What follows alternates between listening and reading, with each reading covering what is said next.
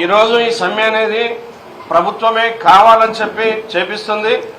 RTC మీద కన్నేసింది.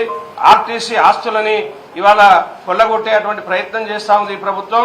మీరందరూ చూసినట్టుంటే గత 2.5 సంవత్సరాలుగా కనీసం పిలిచి మాట్లాడిన పాపాన పోలేదు.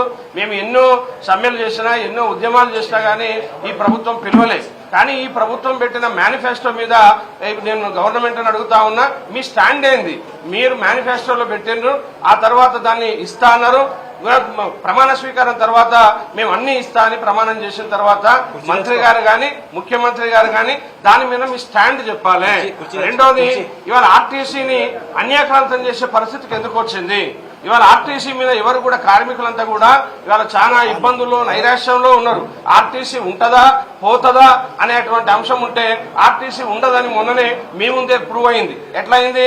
ఇవాళ మహాలక్ష్మి పథకాన్ని పెట్టారు, అదొక్కటే మీకు అంతా చేస్తుందని. మహాలక్ష్మి పథకానికి మేము 0 టికెట్లు ఇస్తేనే